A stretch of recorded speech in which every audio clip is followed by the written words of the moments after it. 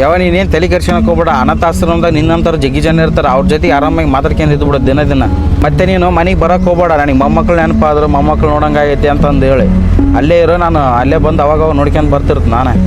ಅಲ್ಲೇ ನಾನು ನೆಟ್ಟಿಗಿರು. ಆಮೇಲೆ ಮತ್ತೆ ನನ್ನ ಮರೆ ತೆಗಕ್ಕೆ ಹೋಗ್ಬೇಡ. ಅಲ್ಲಿ ಅನಾಥಾಶ್ರಮದಾಗ ಅವ್ರಿಗೆಲ್ಲ ಹೇಳಿ ಬಂದೀನಿ ನಾನು, ಇವಾಗ ಕರ್ಕೊಂಬರ್ತೀನಿ ಅಂತಂದು. ಅಲ್ಲೇ ಇರೋ ಆರಾಮಾಗಿ. ನಾನು ಅವಾಗ ಬರ್ತಿರ್ತೀನಿ ನಾವು ನಿನ್ನ ಮೊಮ್ಮಕ್ಳನ್ನ ಕರ್ಕೊಂಡು. ಯಪ್ಪ ಆಯಿನ ಎಲ್ಲಿ ಬಿಟ್ಟು ಬರಕ್ ಹೊಂಟಿವಿ? ಅನಾಥಾಶ್ರಮಕ್ಕಪ್ಪ. ಅಲ್ಲಿ ಎಲ್ಲ ಚೆನ್ನಾಗಿರ್ತಾಳ ಆಯಿ? ಹಾಂ, ಆರಾಮಾಗಿರ್ತಾಳ ಅದೆಲ್ಲ. ಯಪ್ಪ ನಮ್ಮ ಮನೆಗಿಂತ ಆರಾಮಾಗಿರ್ತಾಳ ನಾಯಿ? ಹ್ಞೂನಪ್ಪ, ಆರಾಮಾಗಿರ್ತಾಳ ಅಂತಾನೆ ಬಿಟ್ಟು ಬರಕ್ ಹೊಂಟಿದ್ದಲ್ಲ. ಬರ್ರಿ ಅನಾಥಾಶ್ರಮ ಹೇಳ್ರಿ. ಸರಿ, ನೀವು ಓದ್ತಿರಿ, ರೊಕ್ಕ ಕೊಟ್ಟು ಬರ್ತಾ ಆಟೋದ ಎಷ್ಟೈತಣ್ಣ? 350 ರೂಪಾಯಿ ಅಣ್ಣ. ಅಣ್ಣ ಒಂದು ಮಾತು ಹೇಳ್ತೀನಿ, ಬೇಜಾರಾಗಬೇಡ್ರಿ ಅಣ್ಣ. ನಿಮ್ಮ ಮನೆಗೆ ಏನು ಪರಿಸ್ಥಿತಿ ಗೊತ್ತಿಲ್ಲ, ನಿಮ್ಮ ಅಮ್ಮನ ಯಾಕಣ್ಣ ಅನಾಥಾಶ್ರಮ ಬಿಡಕ್ಕೆ ಕುಂತಿರಲ್ಲ?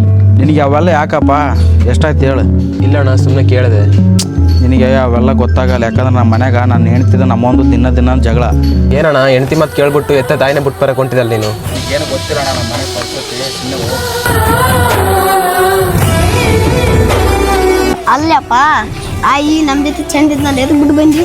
ಇಲ್ಲಪ್ಪ, ನಮ್ಮ ಮನೆಗಿಂತ ಅಲ್ಲಿ ಆರಾಮಾಗಿರ್ತಾಳೆ. ಅಲ್ಲೆಲ್ಲ ದಿನ ಊಟ, ಚಿಕನು, ಮಟನ್ ಏನು ಬೇಕಾದ್ರೆ ಕೊಡ್ತಾರೆ ಅವರಲ್ಲಿ. ಅದಕ್ಕೆ ಅಲ್ಲಿ ಬಿಟ್ಟು ಬಂದಿನಿ. ಆರಾಮಾಗಿರ್ತಾಳೆ ನಿಮ್ಮ ಮಾಯ ಅಲ್ಲಿ. ಹೌದಾರಪ್ಪ, ಆಯಿ ಎಷ್ಟು ಆರಾಮಾಗಿರ್ತಾಳ ಅಲ್ಲಿ. ನಾನು ದೊಡ್ಡವನಾದ್ಮೇಲೆ ನಿನ್ನ ಅವನ್ನ ಅಲ್ಲೇ ಬಿಟ್ಟು ಬರ್ತೀನಿ.